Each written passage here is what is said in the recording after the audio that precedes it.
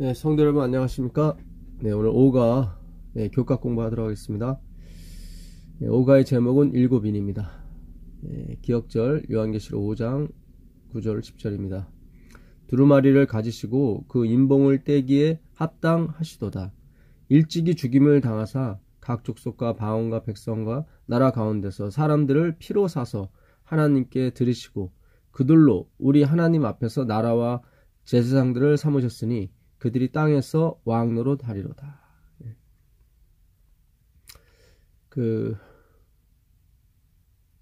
예수님께서 각 족속과 방언과 백성과 나라 가운데서 사람들을 피로 사셔서 하나님께 드리셨습니다. 그러니까 예수님께서 당신의 백성들을 피로 사신 거예요. 피로 깨끗하게 하시고 그분은 말씀을 다 이루셨습니다. 시험을 우리와 같이 한결같이 받으셨지만 죄는 없으세요. 그래서 하나님 앞에 점없고 흠없는 어린 양이 되셨습니다. 그래서 하나님의 뜻을 이루시고 우리를 살리셨습니다. 그게 성경의 이야기고 요한계시록의 이야기죠. 그래서 그분은 그 인을 떼기 합당하십니다. 왜냐하면 그 말씀을 다 이루셨기 때문에 그 말씀의 인을 떼기가 합당하신 겁니다. 그러니까 일곱 말씀이죠. 인은 도장이거든요. 도장 안에는 이름이 있거든요. 이름은 하나님의 말씀을 상징합니다. 역대하 6장 6절에 보게 되면 내가 이 백성 중에 내 이름을 두었다고 나오거든요. 로마 3장 1절에 내가 그들에게 말씀을 맡겼다고 나옵니다. 그래서 이름은 곧 말씀인 것입니다. 그러니까 요한계시록 7장에 보게 되면 14만 4천인 이마에 인 맞은 사람의 수가 차기까지 너희는 땅을 해하지 말라고 말씀하시거든요.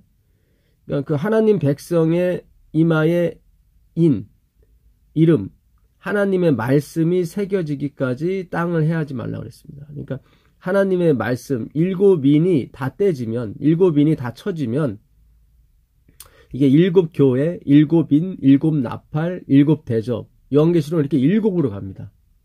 네 개가 중요하거든요. 일곱 교회, 일곱인. 같이 갑니다. 일곱인과 일곱 교회가. 나중에 일곱 나팔과 일곱 대접도 같이 가요. 그러니까 일곱 나팔의 첫 번째 재앙은 전염병의 재앙인데, 그게 일곱 대접에도 똑같이 갑니다. 근데 일곱 나팔에는 다 3분의 1, 3분의 1. 아직은 완전히 다 멸망하진 않죠. 그 다음에 바다, 강, 해, 달, 별. 일곱 대접도 마찬가지입니다. 전염병, 그 다음에 바다, 물, 그 다음에 해, 달, 별. 완전히 그때는 멸망하게 되죠. 하나님은 요셉에게도, 다니엘에게도 그렇게 반복해서 꿈을 계시를 보여주셨습니다. 요셉에게는 일곱 마리 살진 소가 아주 파리한 소에게 잡아먹히죠. 그러니까 일곱 해는 풍년이 오고 일곱 해는 흉년이 옵니다. 다시 또 꿈을 보여주시는데 일곱 이삭, 풍실한 일곱 이삭이 아주 흉측한 말라 비틀어버지는 일곱 이삭한테 또 잡아먹히죠. 그래서 계속 반복적으로 보여주십니다. 그래서 일곱인도 일곱 교회 같이 가는 것입니다. 에베소, 서머나, 보가모, 두아디라, 사대, 빌라델피아, 라오디케아 이렇게 같이 가는 것입니다. 그래서 첫째 인을 떼실 때에 그 흰 말이 나오거든요. 에베소 교회를 상징하는 겁니다. 그때는 이기고 또 이기죠. 복음이 계속 이기게 됩니다. 그러다가 서머나 교회에 아주 큰 핍박이 오게 됩니다. 그래서 붉은 말이 나오게 되어 있습니다. 이렇게 일곱 인과 일곱 교회는 같이 가는데 이것이 다 뭐냐면 일곱 교회는 하나님의 말씀을 맡은 자거든요. 일곱 인은 하나님의 말씀이고 이 인이 백성들의 이마에 새겨지기까지 땅은 해하지 않습니다.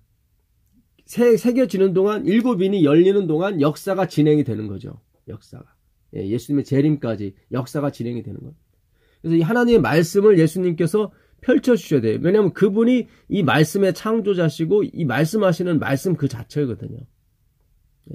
그래서 오늘 우리가 일곱 나팔도 마찬가지입니다. 일곱 나팔도 성수에서 대제사장이 지성소를 완전히 다 깨끗하게 했을 때 일곱 나팔이 부러지거든요. 근데 어떻게 깨끗이 합니까? 예. 저희를 주의 말씀으로 거룩하게 하옵소서, 깨끗하게 하옵소서. 주의 말씀은 진리입니다. 그러니까 하나님의 말씀이 우리를 깨끗하게 하는 거예요. 그러니까 그 말씀으로 우리가 다 깨끗함을 받았을 때 나팔이 부는 것입니다. 일곱 나팔이에요. 예, 그 희년이 오게 되는 거죠. 모든 것이 회복하게 됩니다. 마찬가지로 일곱 대접은 성소에 대접이 두 개예요. 하나는 떡상에 있는 대접, 또 하나는 일곱 등잔에 있는 대접입니다. 다 말씀을 상징하는 거거든요. 그러니까 이 말씀이 받아들이는 자에게는 복이 되지만 받지 않는 사람에게는 재앙이 되는 것입니다. 예, 멸망이 되는 거죠. 예, 그래서 이 말씀의 주제는 하나님이 당신의 공로로, 당신의 피로 사람들을 사셔서 하나님께 드리시는 거지, 우리가 뭐 헌신하고 우리가 무언가를 해서 되는 것이 아닙니다. 예, 또 이 말을 악용하셔서 헌신하지 말자, 그런 뜻이 아니라 하나님의 피로 사심을 받은 사람, 하나님의 피로 정결함을 받은 사람들은 반드시 헌신하게 되어 있습니다. 반드시. 그러니까 이 헌신은 100% 하나님이 하시는 거고 또한 100% 우리가 하는 것입니다. 성화도 마찬가지예요. 100% 하나님이 하시는 거예요. 성화는. 하나님이 우리 안에 오셔서 우리를 성화시키십니다. 근데 100% 우리를 통해서 하세요. 그러니까 우리가 그 모든 것을 하나님이 성화하시는 과정을 우리가 다 같이 경험하게 돼 있는 것입니다. 예, 이것이 바로 내 멍에는 씻고 수고하고 무거운 짐자들아 다 내게로 오라. 내가 너희를 쉬게 하리라고 하셨거든요. 내 멍에는 씻고 가볍다고 그랬거든요. 그러니까 예수님과 같이 매는 건데 이 매는 것을, 이 십자가를 예수님이 다 지시는 겁니다. 예, 겉으로 보기에는 우리가 십자가를 지는 것처럼 보이지만 그렇지 않아요. 항상 소가 한 겨리가 한 멍에를 끼는데 그 힘센 소가 약한 소의 힘을 다 대신하게 되어 있습니다. 예. 우리가 리어카를 끌 때도, 제가 리어카를 끌 때 제 딸이 6살 먹은 딸이 민다고 그래서 그게 도움이 되는 건 아니거든요. 예. 겉모양에서는 딸이 미는 것 같고 아버지가 끄는 것 같지만 사실 아버지가 다 끌고 가는 것입니다. 그래서 하나님이 우리에게 주신 십자가는 아주 쉽고 가벼운 것입니다. 예. 근데 이렇게 하나님께서 넓은 문을 만들어 놓으셨는데 사탄이 이거 좁게 만들어 놓죠. 신본주의가 아니라 인본주의로. 예. 그 넓은 문에다가 이 인본주의 사상을 집어넣는 바람에 마치 그 십자가, 제가 어제 설교 때도 말씀드렸었죠. 스테노스, 좁은 문이라고요. 근데 장애물이 있어서 좁아진 문이에요. 근데 스테노스의 어원이 히스테미, 스타우루스, 십자가예요. 그러니까 예수님은 자꾸 십자가로 오라고 하는 거예요. 근데 이 사탄은 이 십자가를 내가 지는 것처럼 만들어 놨습니다. 예, 그렇죠. 겉으로는 내가 지는 것처럼 보이죠. 자기 십자가니까. 그렇지 않습니다. 예수님이 지신 십자가입니다. 예수님이 함께 지시는 거예요. 근데 그분이 능력이 크시기 때문에 다 지세요. 그분이. 예. 그분이 지신 십자가는 5톤이라면 우리는 500g 밖에 되질 않는 것입니다. 예. 이것이 복음이고 신본주의인 것입니다. 예. 근데 사람들이 오질 않아요. 왜냐하면 속았기 때문에 다 내가 지는 십자가로 착각을 했던 것입니다. 예.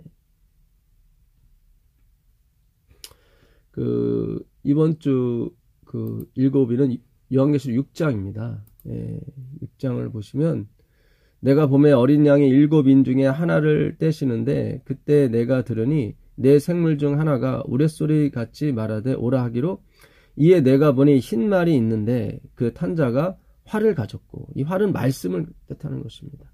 예. 요한계시록 19장에 보게 되면 흰 말 탄 그리스도께서 나오시는 거죠. 그의 이름이 성실과 충신이라고. 예. 그러니까 그 진리, 진실, 알레테이아, 그리고 피스티스, 그분은 믿음의 주요, 진리의 주인이십니다. 그분이 이제는 그 입에서 이한검이 나와서 세상을 치겠다고 말씀하시거든요. 그러니까 검, 활, 이건 다 말씀을 상징하는 것입니다. 면류관을 받고 나아가서 이기고 또 이기려고 하더라. 하나님의 백성, 말씀을 가지고 세상을 이긴 백성에는 주님께서 면류관을 주십니다. 생명의 면류관이죠. 에베소 교회는 AD 100년까지 교회, 요한이 이 글을 쓸 때의 교회입니다. 그때쯤에 박해가 아주 심하게 불기 시작했죠. 그게 둘째 인입니다. 둘째 인은 그래서 붉은 말이 나오게 됩니다. 내가 들으니 둘째 생물이 말하되 오라 하기로 이에 다른 붉은 말이 나오더라. 그 탄자가 허락을 받아 땅에서 화평을 제하여 버리며 서로 죽이게 하고 또 큰 칼을 받았더라. 예. 그 붉은 말, 피를 상징하죠. 그래서 내가 죽도록 충성하라. 그래야면 생명의 면류관이 너에게 주어질 거라고 말씀하셨는데, 이때도 이 서문학교회죠. 이 거짓 자칭 유대인이라고 하는 사람들이 판쳤죠. 항상 각 시대마다 자칭 유대인이라는 그런 사람들이 나오게 되어 있습니다. 에베소 교회도 자칭 그 사도라는 사람이 있었죠. 자칭자가 들어가게 되면 자기가 봐도 행위상으로 봐도 그리스도인 같고 남들이 봐도 그리스도인처럼 보이는 거죠. 그러나 그들은 자기를 신뢰합니다. 자기 행위를 신뢰하는 거죠. 하나님은 그들을 믿지 않습니다. 왜냐하면 생명은 그 선한 것은 하나님 한 분밖에 없거든요. 셋째 인을 떼실 때 내가 들으니, 셋째 인을 뗄 때는 콘스탄틴 대제가 313년에 그리스도인을 그리스도교를 국교로 공인하게 되고 일요일날 예배를 드리게 합니다. 때와 법을 병격해 되죠. 이때 때라고 하는 것은 이 하나님의 시간은 저녁기 일몰서부터 일몰까지입니다. 근데 12시 자정으로 시간을 날짜 변경을 바꿔버리죠. 법이라 하면 하나님의 십계명, 둘째 계명, 우상을 만들지 말고 절하지 말라는 말씀을 폐하고 안식일을 주일로 바꾸게 됩니다. 이게 다니엘서 7장 25절에 나오는 그 때와 법을 바꾸는 그런 시대가 바로 이 셋째 인을 떼실 때인 것입니다. 버가목 교회죠. 셋째 생물이 말하여 오라 하기로 내가 보니 검은 말이 나오는데, 이 검은색은 죽음을 상징합니다.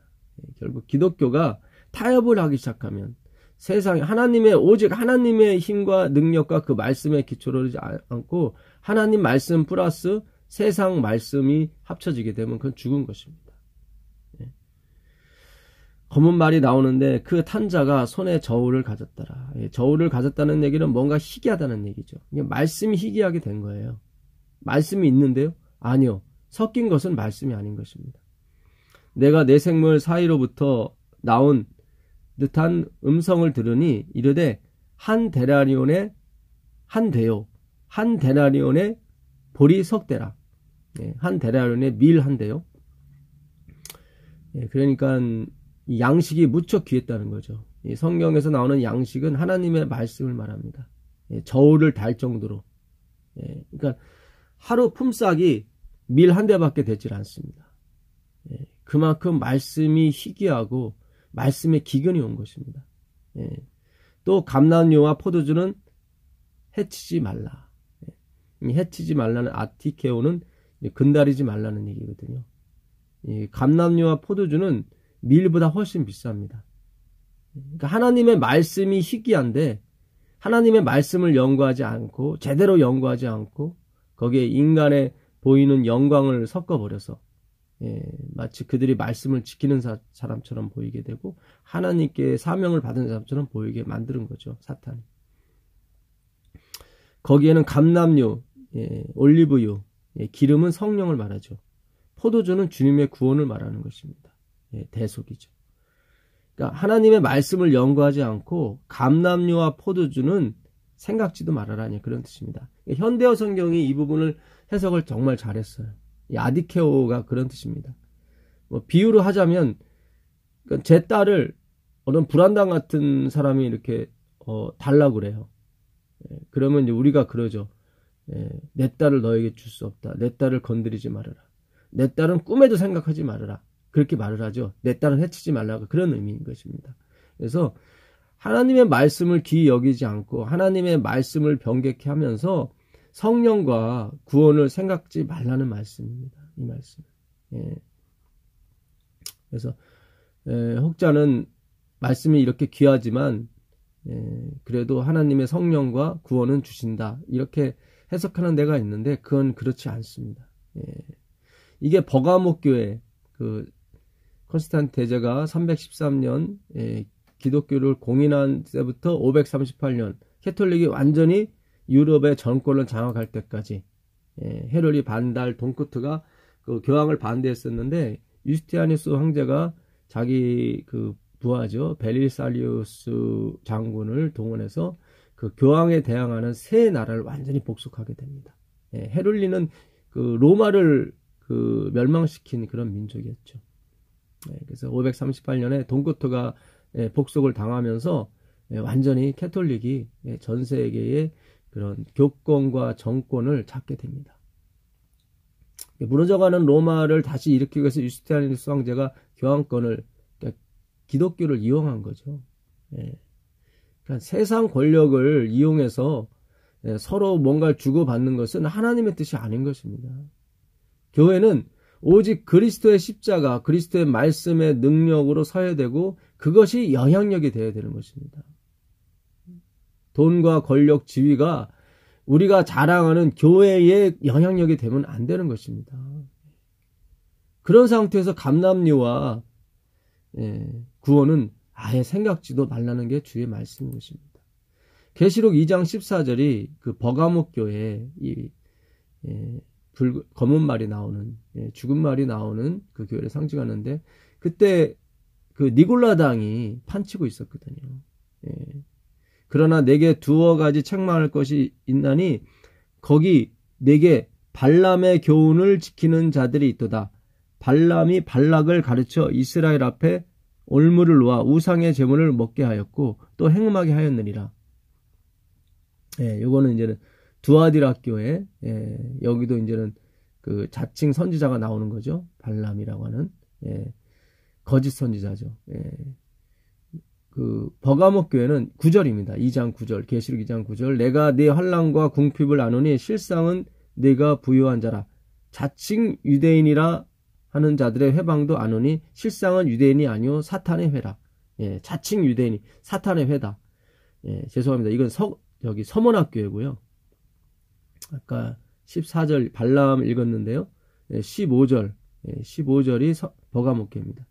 이와 같이 내게도 니골라당의 교훈을 지키는 자들이 있도다. 니골라당이 나옵니다. 이 니골라당.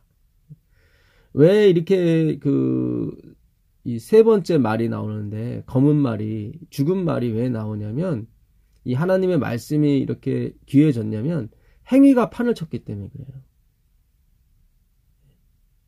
하나님은 항상 사마르 그 안식일을 기억하여 거룩히 지키라도 번역이 조금 잘못됐습니다. 그러니까 안식일을 기억하라. 거룩하게 하기 위해서 안식일을 기억하라.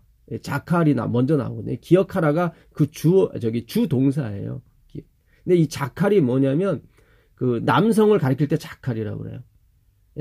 예수님께서 창세기 1장 28절에 내가 남자와 여자를 만들겠다고 말했을 때 그 남자가 자칼이에요.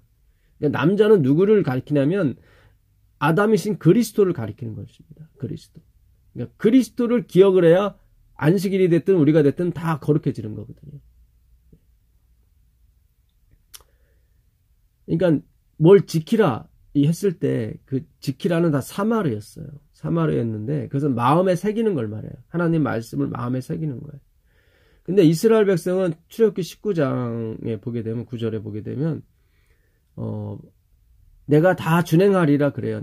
하나님은 이 말씀을 사마르 가슴속에 새기라 그랬는데 이스라엘 백성은 내가 다 사마르가 아니라 아사로 대답을 해요.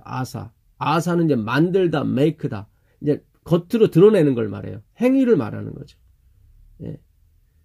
그러니까 먼저 우리 마음판에 새겨져야 행위가 나오거든요. 근데 우리가 어떻게 마음판에 새깁니까? 외워도 안 돼요, 이거는. 유대인들이 예수님을 거절했잖아요. 근데 그들은 이 모세 오경을 다 외웠다니까요. 13살이에요. 외우지 않으면 성인식을 치러주지 않았습니다. 그게 새기는 게 아니에요. 그 진의, 그 진짜 뜻을 우리 마음에 새겨야 되는데 그것은 하나님만이 하실 수 있는 일인 것입니다. 감동으로만이 되는 거예요. 외우는 게 아닙니다. 그러니까 이게 말씀이 이렇게 귀해진 것은 이 말씀을 다 행한다고 본인들이 착각하기 때문에 그래요. 이 니골라라는 사람이 누구냐면 일곱 집사에도 니골라가 나오죠. 사도행전 6장에 보게 되면 그 니골라는 아닙니다. 클레멘스라는 역사학자가 있는데 그 사람이 쓴 책에 보게 되면 이 니골라 사전에 나와 있는 내용입니다. 이 니골라는 상당히 금욕주의자였습니다. 금욕주의자. 그러니까 혼인을 금하고 디모데전서 4장 2절에 혼인을 금하고 식물을 폐하는 어떤 그런 사람이 일종이었어요. 예. 그 당시 바울은 그거를 화인 맞은 자라고 디모데전서 4장 1절에 보면 화인 맞은 자라고 말씀하고 있거든요. 예. 그러니까 이 말씀이 우리로 행하게 하고 말씀이 우리를 인도하게 해야 되는데 내가 말씀을 끌고 가는 형태가 돼버린 거예요. 예. 그건 육체의 연습이에요. 그건 경건의 연습이 아닙니다. 유세베리아는 그런 단어가 아니에요. 행위로 나타내는 그런 게 아니라 이 경건의 연습은 respect to the God이에요. 하나님을 향한 존경이에요. 하나님을 향한 존경. 우리가 남편이 청소도 다 해놓고 빨래도 다 해놓고 반찬도 다 해놓고 그러면 부인이 와서 입을 딱 벌리죠. 어이구, 예, 정말 깜짝 놀라는 거죠. 그게 유세베리아 경건의 연습이에요. 그러니까 하나님께서 우리에게 무슨 일을 하셨는지를 우리가 말씀을 통해서 깨닫고 그거에 대한 감탄이 나오는 것이 경건의 연습이에요. 예. 근데 니골라는 아주 금욕주의자였습니다. 예. 그러다 보니까 이렇게 행위로 가버리니까 당연히 말씀이 연구할 가치가 없어지는 거죠. 행위에 이 초점을 맞추게 되니까. 예. 그런 상태에서는 뭐예요? 성령과 포도주는 생각지도 말라는 거죠. 하나님의 말씀을 보게 되면 여호수아서 그제 설교 시간에도 제가 본 것 같은데요. 여호수아서 23장 14절 한번 보겠습니다. 14절 보게 되면 보라 나는 오늘 온 세상에 가는 길로 가려니와 너희의 하나님 여호와께서 너희에게 대하여 말씀하신 모든 선한 말씀이 하나도 틀리지 아니하고 다 너희에게 응하여 그 중에 하나도 어김이 없음을 너희 모든 사람이 마음과 뜻으로 아는 바라. 그러니까 하나님이 약속하신 말씀들이 하나님이 다 응하게 하셨다. 그 말씀이죠. 그러니까 이 말씀은 우리가 이루는 것이 아니라 말씀이신 그리스도께서 이루시는 거예요. 제가 전하는 기별을 잘못 들으시면 막 나태해도 된다 그런 게 아니라 우리가 이 하나님의 말씀이 우리 가운데 임하셔서 우리가 말씀이 돼야 되거든요. 그러니까 말씀을 다 지키는 사람이 돼야 돼요, 사실은. 근데 이게 어떻게 되냐면 내 의지와 내 능력으로 되는 것이 아니라 하나님의 의지와 하나님의 말씀이 그렇게 만드는 거예요. 근데 그 말씀을 외운다고 되는 것이 아니라 그 말씀의 진의를 우리가 점점 깨닫고 하나님이 우리를 어떻게 섬기시고 어떻게 사랑하는지를 깨닫게 될 때 나도 그 행위가 나오게 되어 있습니다. 그렇게 그런 행위야말로 어떻게 해요? 하나님께 영광을 돌릴 수 있고 나한테 자랑이 오지 않아요. 왜냐하면 하나님이 그 일을 하셨기 때문에.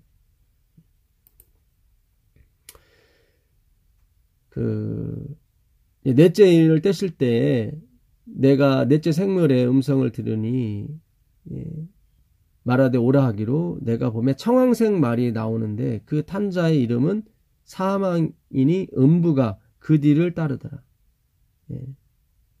그러니까 청황색 말은 곰팡이 색깔이거든요. 이게 이제 종교 암흑시대 로만 캐톨릭이 정권과 교권을 함께 잡았을 때, 권력을 함께 잡았을 때 암흑시대가 오게 됩니다. 시체 썩는 냄새가 나는 거죠. 근데 그 이름은 사망이요, 음부예요.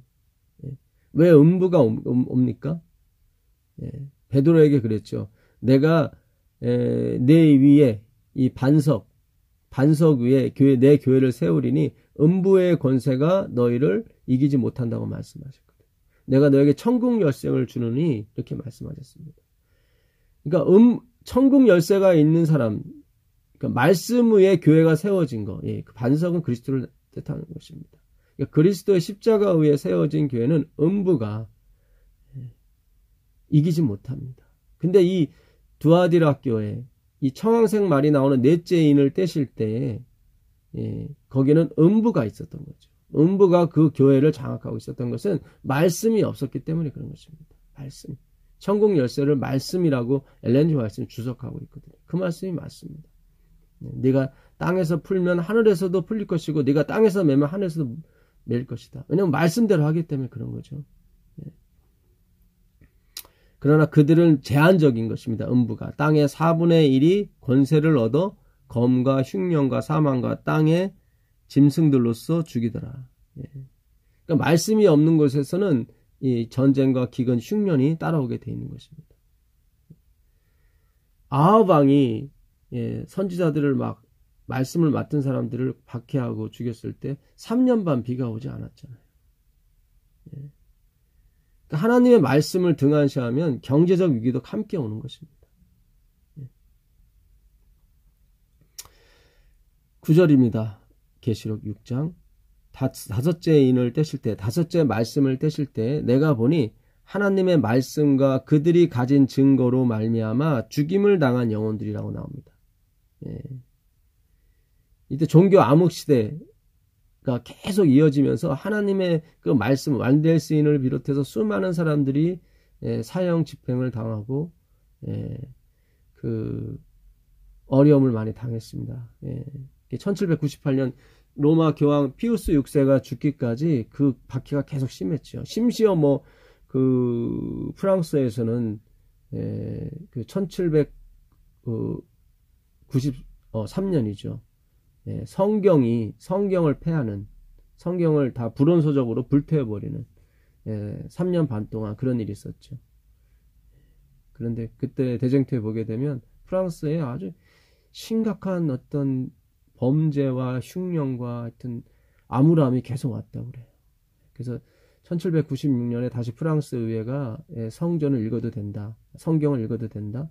성경의 지위를 회복시켰죠. 그 요한계시록 11장에 나오는 두 증인이 죽고 다시 살아나는 장면입니다. 그때 두 증인, 구약과 신약이죠. 하늘에서 부름을 받아 올라가게 됩니다. 그 이후로 성경이 풀리지 않은 것입니다, 사실은. 하늘에 올라간 그 두 증인이 다시 내려올 때가 있거든요. 이제 내려오시는 것 같아요. 저도 몇십 년 신앙을 했지만 요즘처럼 하나님의 말씀이 열릴 적이 없었습니다. 우리가 이렇게 하나님 말씀이 열릴 때 열심히 연구를 하셔야 됩니다. 이것은 미래를 우리가 준비하는 거예요. 미래를. 내가 주인이 다시 올 때 충실한 충지기가 되어 그 집 사람들에게 때를 따라 양식을 나눠줄 자가 누구겠냐 이렇게 말씀하십니다. 그 말씀을 나눠줄 때가 지혜롭고 슬기로운 충실한 그 청지기가 되라고 말씀하십니다. 청지기는 돈에 대한 청지기가 아니에요.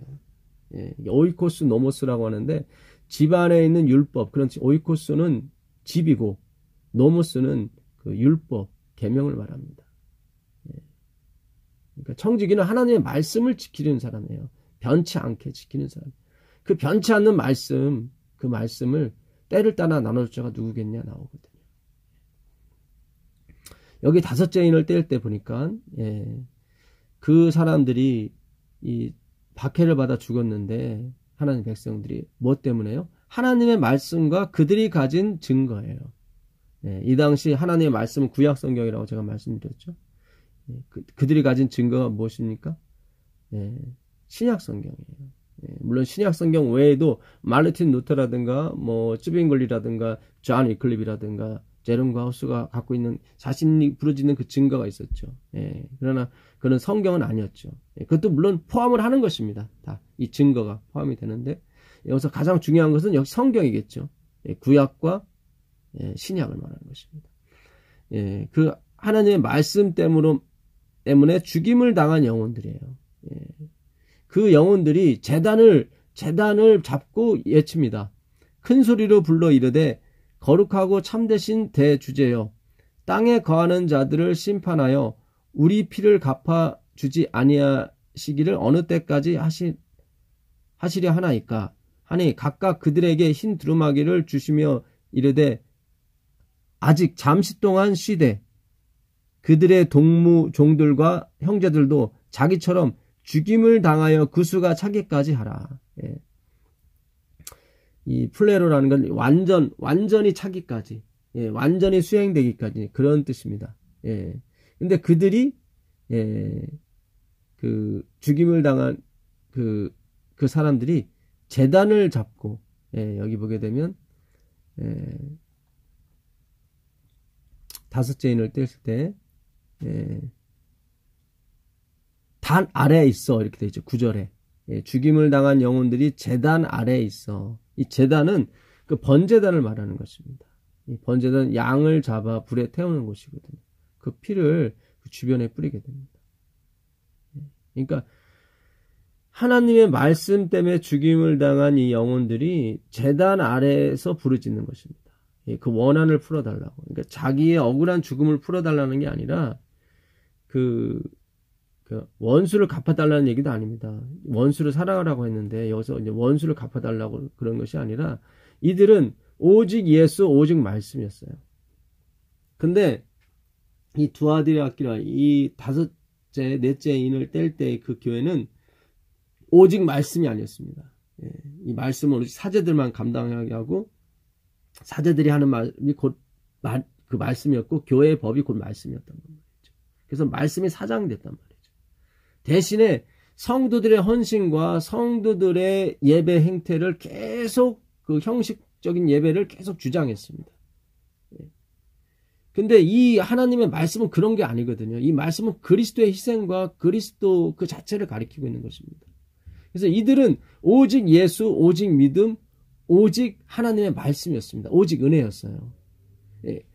그것이 진리고 그것이 우리를 변화시키고 우리에게 영생을 준다는 걸 확신하고 죽은 사람들이거든요. 근데 그것이 증명을 받지 못했던 거죠. 예수님이 죽음에서 부활하셔서 증명을 하신 것처럼 증명을 해주셔야 되는데 아직 증명이 안 된 거예요.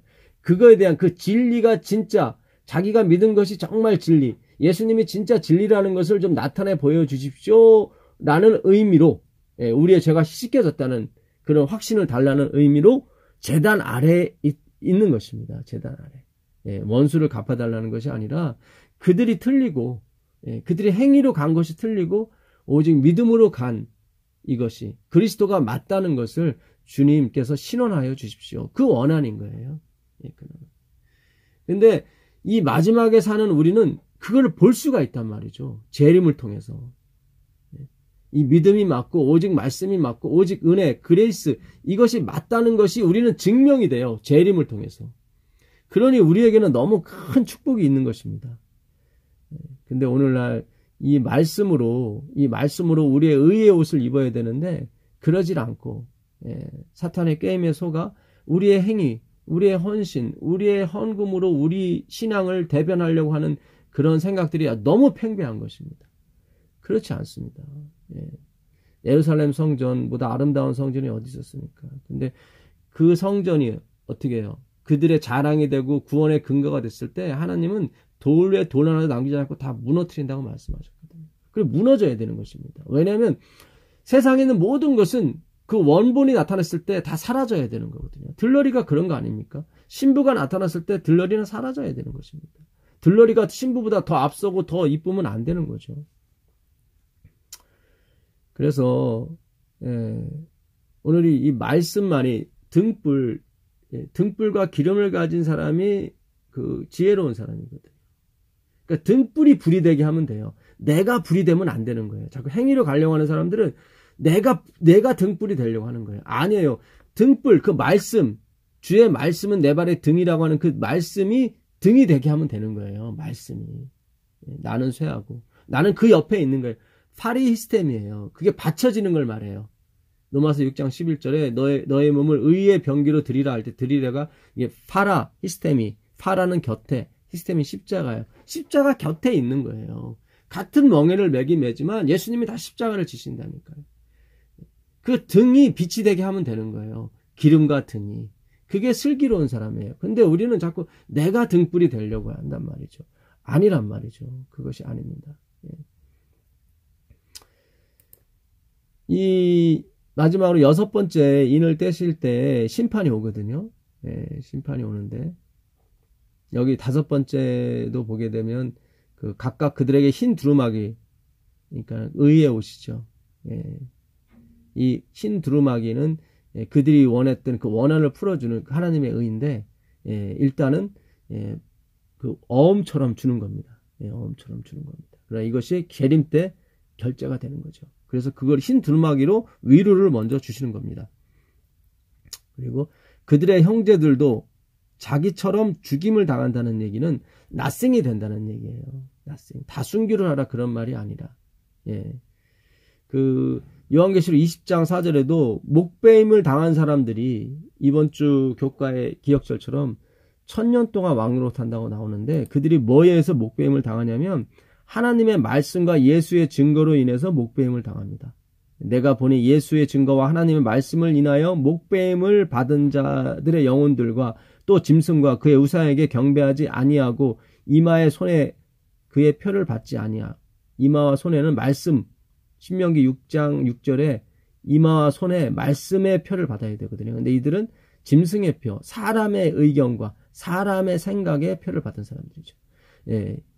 여기 나온 사람들은 이제는 이마 손에 말씀의 표를 받은 사람들이죠. 멸망당한 사람들은 이제는 짐승의 표를 받은 사람들이고요. 사람의 생각. 이마와 손에 그의 표를 받지도 아니한 자들이 살아서 그리스도로 더불어 1000년 동안 왕노릇하리라. 예수님 재림 후에 우리가 하늘에 가서 1000년 동안 왕노릇하게 됩니다. 그 후에 다시 재창조된 이 지구에서 우리가 영원토록, 지구가 수도가 되는 거거든요. 하나님이 여기 계시니까. 영원토록 왕노릇하게 되는데, 이들도 뭡니까? 말씀에 의해서 목배임을 당한 사람들이에요. 신구약 두 증인을 통해서 자기는 나띵이 되는 거죠. 나띵. 자기는 등불 옆에 있었던 거지 자기가 등이 아닌 것입니다. 다 똑같아요. 이게 그 요한계시록 그 전체 흐름이 이 말씀을 계속 조명하고 있는 것입니다. 그 19장에도 마찬가지예요. 19장 에도 그 뭡니까? 그 혼인잔치에 청함을 받은 사람들이 복이 있다고 말씀하시면서 8절에 그에게 허락하사 빛나고 깨끗한 세마포옷을 입게 하셨은즉 이 세마포는 성도들의 옳은 행실이로다. 옳은 행실이라고 번역했는데 디카이오 오스나는 의입니다. 의. 그러니까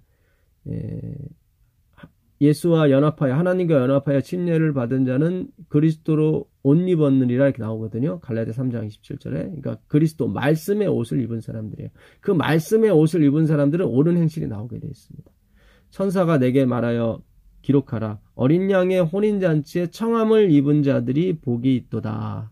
다 이게 옷을 입다, 세마포옷을 입다 다 수동태입니다. 수동태예요. 디도미 다 수동태인 것입니다. 파라볼레타이 다 수동태예요. 입다. 그러니까 입혀주신 거예요. 혼인잔치에 청함을 입은 자들이 복이 있도다 하고 또 내게 말하되 이들은 하나님의 참되신 말씀들이다. 말씀들. 누가요? 그 의의 옷을 입은 사람들. 흰 두루마기. 그게 말씀들이에요. 말씀. 그래서 말씀을 입혀준, 말씀이 새겨진 사람들. 이 새 언약이죠. 내가 그들 속에 들어가서 내 법을 그들 마음판에 새길 것이다. 히브리서 8장 10절에 있는 내용입니다. 새 언약이에요. 내가 새기는 것을 옛 언약이라고 그러고 하나님이 새겨주신 것을 새 언약. 그게 십자가인 것입니다. 십자가에서 예수님 다 이루신 거예요. 다시 요한계시록 6장 12절 보겠습니다. 여섯 번째 인을 떼실 때 내가 보니 여섯째 인을 떼실 때 큰 지진이 나며 리스본 대지진이죠. 1798년 이후에 일어난 재림 때까지 일어난 현상인데요. 1740년이죠. 40년부터 1755년에 큰 지진이 나며 해가 검은 털로 짠 상복같이 검어지고 해가 검은 털로 짠 상복같이 검어지고, 그러니까 이 해라고 하는 것은 이제 하나님 의로운 해가 떠오른다고 말씀하시는데 예수 그리스도죠. 그러니까 말씀이 검게 된 거예요. 어둡게 된 거예요. 재림 직전에 이런 일이 벌어지는 것입니다. 1780년에 실제로 뉴 잉글랜드 지방에 오전 10시부터 1780년 5월 19일이죠. 오후 2시까지 4시간 동안 해가 검은 때가 있었습니다. 달은 온통 피같이 되며 그날 밤 역시 달이 피빛같이 변하는 현상이 벌어졌습니다. 1780년 사전에도 나와요. 다크데이라고. 영어 사전에 다크데이라고 보시면 큰 사전이죠. 웹스터 사전이나 이런 데 보게 되면 나와 있습니다. 하늘의 별들이 무화과 나무가 대풍에 흔들려 실에 설익은 열매가 떨어지는 것 같이 땅에 떨어지며 이게 falling day인데요. 이거는 1833년 11월 13일 날 미국 남부와 서부에서 동시에 아주 유성이 어마어마하게 떨어진 사건이 있었습니다. 그래서 이것도 사전에 나와 있는 날입니다. 그래서 이 마지막 시대가 언제인지 시기적으로 하나님께서 우리에게 예비해 주시는 거죠. 그러니까 이게 다 1755년, 1780년, 1833년 지금으로부터 벌써 200년 가까이 흐른 때입니다. 그러니 지금은 얼마나 가까워졌습니까? 근데 말씀을 연구하는 사람이 아주 너무 드문 거죠. 하늘의 두루마리가 말리는 것 같이, 하늘이 두루마리가 말리는 것 같이 떠나가고 각 산과 섬이 제 자리에서 옮겨짐에 땅의 임금들과 왕족들과 장군들과 부자들과 강한 자들과 모든 종과 자유인이나 굴과 모든 자유인이 굴과 산들의 바위 틈에 숨어 산들과 바위에게 말하되 우리 위에 떨어져 보호자에 앉으신 이의 얼굴에서와 그 어린 양의 진노에서 우리를 가리우라. 왜 산과 바위 보고 우리를 가리우라고 했을까요? 이 당시 우상 숭배자들은 다 산과 바위에서 그들의 신을 섬겼습니다. 열심히. 산에다가 산당을 지어놓고. 평지에다가 산당 지어놓으면 되게 편하겠지만 그들은 산에다 졌어요. 왜냐하면 예루살렘 성전이 산에 있었기 때문에 그들도 비슷하게 했던 것입니다. 베델과 저기 단에다가 또 산당을 졌지 않습니까? 그러니까 그들이 하나님이 이 땅에 오실 때 하나님의 말씀이 아닌 자기의 행위로 이렇게 자기를 가리려고 했단 말이죠. 근데 안 가려져요. 그거는 자기의 정체가 드러나는 거예요. 자기가 지금까지 쌓았던 선행이 자기가 품성이 좋았다고 하는 그 품성이 다 악으로 병하는 것을 그들이 보는 거예요. 근데 그거는 말씀으로 가려지는 것입니다. 그러니까 요한계시록 16장 15절에 보면 아마겟돈 전쟁이 나오거든요. 아마겟돈. 그 아마겟돈은 무기또 골짜기를 말합니다. 요시야 왕이 39에 급절한 그 무기또 골짜기죠. 바로 느고가 그 바벨론을 치기 위해서, 그러니까 그 아수르를 도와주기 위해서 그 가는 중이었거든요. 근데 요시야가 그 율법을 철저히 지킨 요시야가 유월절을 그 사람처럼 잘 지킨 사람이 없었습니다. 뭐 양과 소를 뭐 33,000마리를 하나님께 드렸으니까. 그 뭐 방백들과 백성들이 드린 것까지 합치면 35,900마리입니다. 35,900. 그래도 하나님의 진노가 꺾이지 않았다고 열왕기하 23장 26절 이하는 말씀하고 있는 거예요. 그때 그들이 했던 게 다 아사예요. 아사. 하나님은 사마로 가슴팍에 새기라고 그랬는데 그들은 행위로 자꾸 드러내려고 했던 거죠. 그래서 요시야의 그 행위를 하나님이 받을 수가, 하나님의 진노가 꺾이질 않는 거예요. 십자가 외에는 꺾이지 않는 것입니다. 그래서 산과 바위더러 나를 가리우라 하는 것은 하나님의 말씀을 의지하지 않고 자신의 행위를 의지했던 사람들에게 하는 말인 것입니다. 자기 행위 보고 산과 바위, 자기가 섬겼던 신들 보고 가려달라고 하는데 가려지지 않죠. 그래서 아마겟돈 전쟁 때 그 요한계시록 그 가보시면 요한계시록 한번 가보겠습니다. 요한계시록 16장 이게 7재앙의 6번째 재앙이에요. 이것도 15절에 보게 되면 보라 내가 도둑같이 오리니 누구든지 깨어 자기 옷을 지켜 벌거벗고 다니지 아니하며 자기의 부끄러움을 보이지 아니하는 자는 복이 있도다. 그러니까 우리가 이 자기의 부끄러움을 말씀으로 가려야 되는, 그리스도의 십자가로 가려야 되는 거지 행위로 가리는 게 아니에요. 여기 자기 옷이라고 돼 있는데 이 자기 옷은 뭡니까? 갈라디 3장 27절, 로마서 13장 14절에 보게 되면 누구든지 그리스도로 옷 입은 자를 얘기하는 것입니다. 그리스도로 옷 입은 자. 그러니까 말씀으로 예수님으로 옷 입은 자. 그러니까 예수님이 오신 거예요. 그러니까 예수님 밖에는 나를 가려줄 사람이 없어요. 사마리아 우물가 여인이 시간으로 자기를, 사람이 없는 시간으로 자기를 가리려고 했죠. 남편 5이 있고 지금 동거하면서도 자기 남편이 아니죠. 근데 예수님, 진짜 자기를 가릴 수 있는 예수님이 못 알아봤어요. 그래서 계속 그 사마리아 우물가 여인은 그 물질적인 물만 원해요. 그래서 예수님은 생수를, 영원히 목마르지 않는 물을 주겠다고 했더니 그걸 자꾸 달라고 하는 거예요. 그러니까 달라고 하니까 예수님이 지금 그녀의 수치를 드러냅니다. 내 남편을 불러오라. 나 남편이 없습니다. 아, 내 말이 맞다. 전에 있던 5 남편도 내 남편이 아니고 지금도 내 남편이 아니다. 거기서 이 여인이 이 예수님이 진짜 내 남편인 걸 깨닫게 되는 것입니다. 이 여인은 물동이를 버리고 갔다는 얘기는 내가 지금 세상에 있는 물을 지금 필요한 것이 아니라, 그렇지, 내 수치를 가려줄 분이 필요한 거구나. 거기서 깨닫는 거예요. 내가 원하는 물은 이 세상에서 원하는 물이 아니라 나의 수치를, 나의 죄를 가려줄 분이 필요하구나. 그것이 나의 진정한 행복이구나. 그거를 이 사마리아 우물가 여인이 깨닫게 되는 것입니다. 오늘도 마찬가지예요. 이 세상에는 지위와 명예, 돈이 나한테 중요한 것이 아니라 나의 진짜 헐벗은 이 양심, 이 춥고 추운 내 양심, 기쁨이 없는 내 양심에 하나님의 의의 옷, 하나님의 참 기쁨, 이는 내 사랑하는 아들이요 내 기뻐하는 자라고 했던 그 예수 그리스도, 기쁨의 원천이신 그분이 나한테 필요한 거구나. 그것이 나가 필요한 물이었구나. 그걸 깨닫는 것입니다. 그걸 깨닫는 거예요.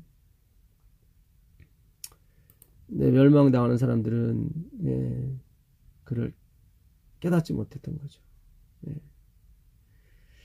그 베드로후서 3장 7절에 가보시면 여기 나온 하늘이 종이축같이 말린다는 표현이 나옵니다.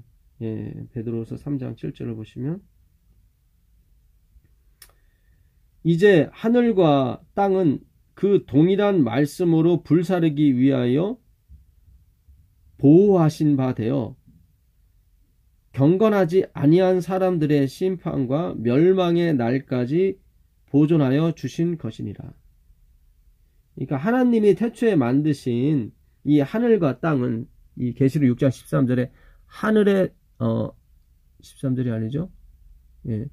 14절. 하늘은 두루마기가 말리는 것 같이 떠나가고 나오고 있는데, 베드로서 3장 7절에는 하늘과 땅이 같이 그 동일한 말씀으로 불사르기 위하여 보존됐다고 나와요. 그러니까 하나님은 세상을 창조하실 때부터 이미 이것은 말씀으로 창조했지만 다시 말씀으로 다시 어떻게 해요? 불살라질 것을 감안하시고, 그러니까 창조가 이미 멸망을 예언하고 있었던 것입니다. 그러니까 하나님의 말씀을 강조하기 위해서 하나님 이러시는 거예요. 하늘과 땅보다 더 중요한 게 뭐냐면 말씀이라는 거죠. 3장 7절을 다시 읽어보면, 이제 하늘과 땅은 그 동일한 말씀으로 불사르기 위하여 보호하신 바 됐다고 나와요. 결국 말씀으로 하늘과 땅을 여셨지만 다시 말씀으로 하늘과 땅을 닫으시고 다시 여시는 거예요. 다시 여시는 거예요. 그러니까 말씀으로 시작했다 말씀으로 끝난다는 거죠. 베드로는 그렇게 설명하는 거예요. 이 말씀으로 동일하게 지음받던 하늘과 땅이 불사르기 위해서 보존된 것뿐이다. 그게 뭐냐면 하늘과 땅, 그들이 1월 성신을 섬기는 그게 신이 아니라 말씀이 신이다, 그런 얘기인 거예요. 말씀이.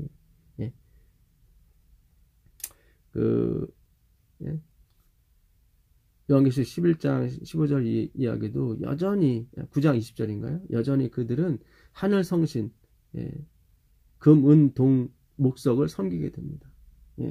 회개하지 않고. 베드로 3장 12절로 계속 가보시면 이런 말씀이 있어요. 12절입니다. 여기서 하늘이 나오는데요. 하나님의 날이 임하기를 바라보고 간절히 사모하라. 그날에 하늘이 불에 타서 풀어지고 물질이 뜨거운 불에 녹아지려니와. 이 물질이라고 말하는 것은 가장 작은 그 물질의 단위, 그러니까 지금 세포의 핵 안에 있는 DNA, 그러니까 모든 것이 예수님 오실 때 이렇게 풀어지게 됩니다. 다 이렇게 죄악은 다 이렇게 녹게 되고 새로운 것이 탄생하게 되는 거죠. 그게 말씀으로 다시 되는 겁니다. 왜냐하면 예수님이 말씀이니까. 그래서 오늘 우리가 공부하는 말씀은 너무너무 중요한 거예요, 사실. 아까도 말씀드렸지만 요시야 왕이 결국 바로 누구를 통해서 하신 하나님의 말씀을 거역하고 대항하다가 거기서 무기또 골짜기에서 죽임을 당하거든요. 그게 아마겟돈 전쟁, 첫 번째 아마겟돈 전쟁은 실패를 한 거예요, 행위가. 근데 두 번째 아마겟돈 전쟁, 요한계시록 16장에 나오는 마지막 아마겟돈 전쟁은 말씀에 의해 옷을 입은 사람들이 이기게 되는 것입니다. 그러니까 6월절에 양을 3만 마리 드렸다고 되는 문제가 아니라 이 말이에요. 3억 마리를 드려도 예수 그리스도의 한 마리 어린 양에 미치지 못하는 것입니다. 그러니까 요시야는 그 그리스도 대신 어린 양에 대해서 연구를 했어야지 양을 3만 마리 드리는 거에 그가 자신감을 가지고 바로왕 느고에 대항하면 안 되는 것입니다. 그러니까 요시야도 하나님의 말씀의 깊은 뜻을 몰랐던 거예요.